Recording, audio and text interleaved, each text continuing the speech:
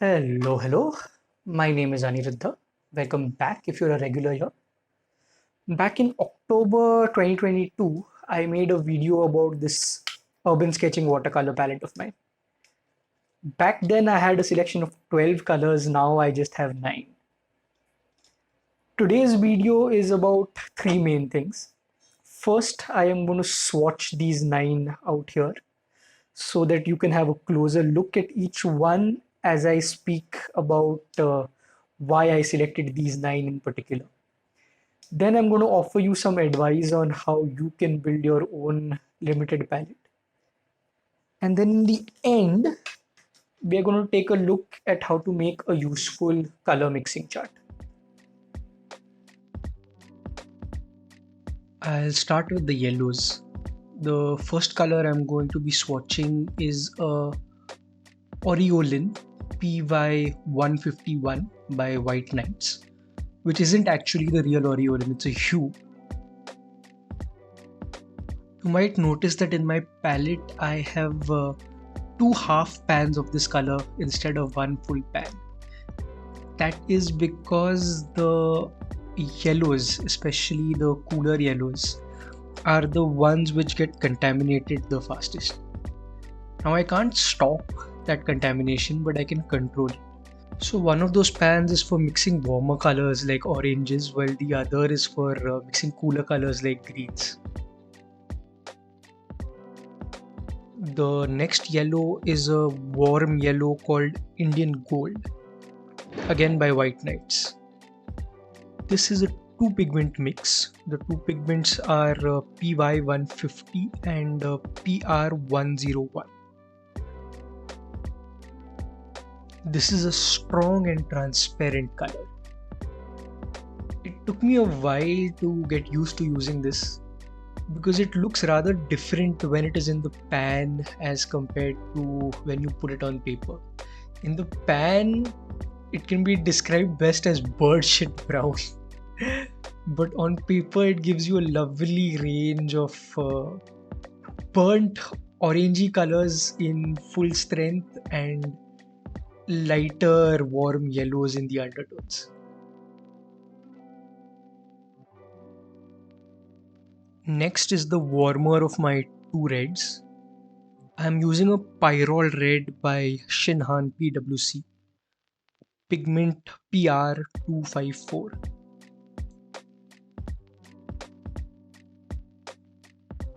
This color can be best described as a fire engine red. It is semi-opaque in nature and very highly tinting.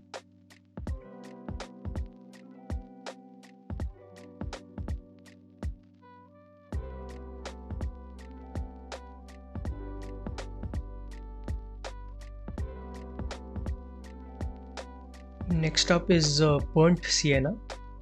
Burnt sienna is a staple of all my palettes, and as far as I know, most artists have some version of burnt sienna in their palette.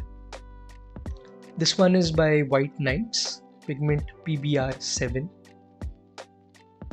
and this version works perfectly fine for me. It has a very gentle granulation to it and is semi-transparent in nature.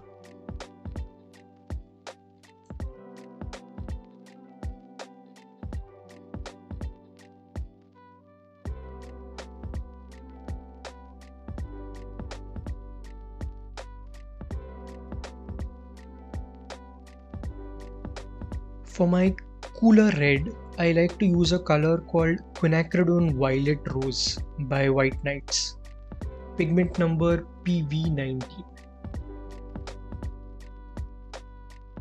This color is excellent in mixes.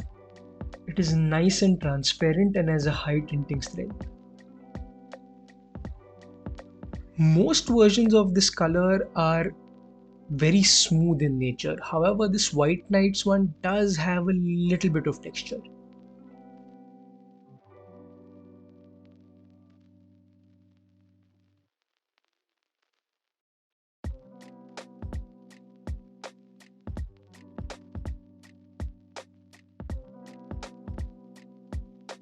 Next up is the warmer of my 2 blues. For the warm blue, I like using an Ultramarine light by Mission Gold, pigment PB29.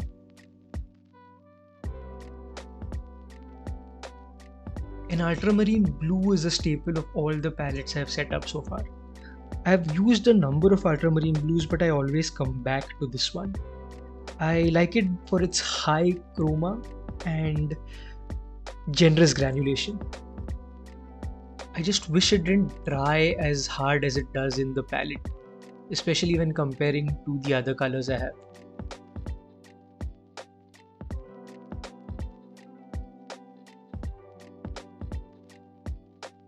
This next one is a rather uncommon color. It's simply called green and is made by W.Nights, pigment PG8. This pigment isn't the most light fast, but when you're working in a sketchbook, it doesn't really matter that much. It's not too cool, neither is it too warm, and when applied in mass tone, it can go very dark.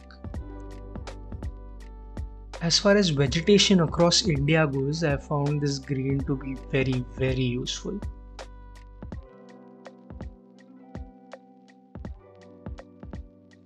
All the materials I've used in this video are listed in the description below.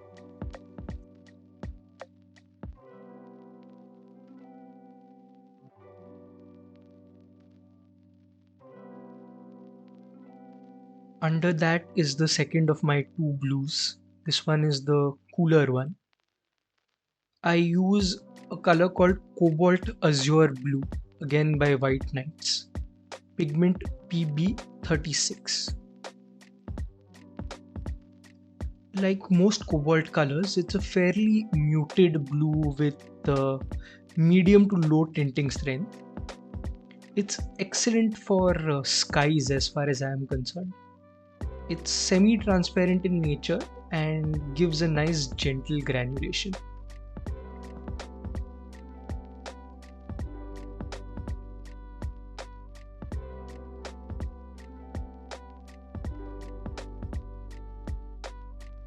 The last color in my palette isn't store-bought, it's a custom mix and it serves as the neutral dark in my palette to tone down any of the other colors.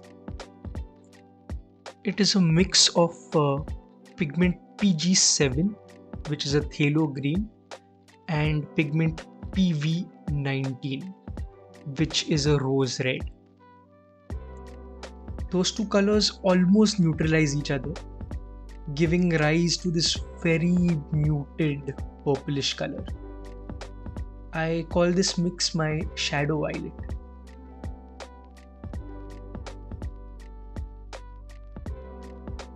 If you have enjoyed what you have seen so far, may I request that you give the subscribe button a little click?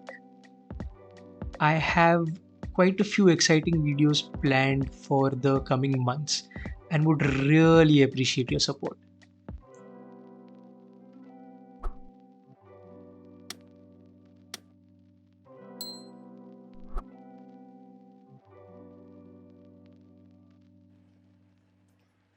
Now that our swatches are dry, we can take a closer look.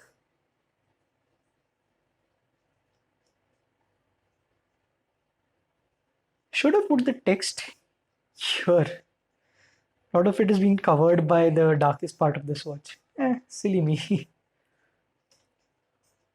So what I wanted to talk about was triads. All my palettes are in multiples of 3. This one's 9, previous one was 12. And there's a reason for that. So in color theory, there are 3 primary colors, yellow, red, and blue, which in theory allow you to mix any of the other secondary colors, but for all practical reasons, that is not the case. To make mixing easier, I have 2 of each primary. I have a warm yellow and a cool yellow. I have a warm red and a cool red. I have a warm blue and a cool blue. And then the other 3 colors that I have, you might notice that these are secondaries. They're not very high chroma, but they are secondaries. So this is an orange, this is a green, and this is very close to purple. So overall, these colors give me a very good wide range for mixing. And they also provide me a structure for my palette. I don't have to stick to these colors in particular. I can switch this warm blue for another warm blue. I can switch this cool blue for another cool blue. I can switch this for another orange. So I don't have to stick to these 9 colors. But the structure of 9 is a solid foundation, which makes mixing when I am sitting outdoors a lot easier. Here's a color mixing chart I prepared using these 9 colors in my palette. I prepared this a long while ago. I think it was when I was setting up this palette for the first time. So here's 3 things I learned as I prepared this chart. Firstly, I learned how to get the ratio between possible warm mixes and possible cool mixes right. As you can see, most of the secondary mixed colors are cool in nature. So it helps to select these 9 carefully such that you get an adequate number of warm mixes, especially in the dark spectrum. Second thing this taught me was about the chroma and the tinting strength of my selected 9. Now it's quite obvious a color like the shadow violet will give me nice rich darks. But I was pleasantly surprised at the dark colors possible using this ultramarine light. On the flip side to this is the Cobalt Azure blue, which is not very high chroma nor is it high tinting. So the mixes I get using this are delicate and weak in nature. And the third thing I learned while making this is the mixing limitation when using only 9 colors. So there are some colors which I obviously can't mix here. Say for example, a bright turquoise. This is the best turquoise I can get with this selection. So on a particular day, if I'm heading out to paint and I know the subject I'll be painting is bright turquoise, I will carry a tube of that color separately. So I hope you learned something new here today. Please remember to do all the YouTube things, like and subscribe, share it to all your friends. I will see you in the next one.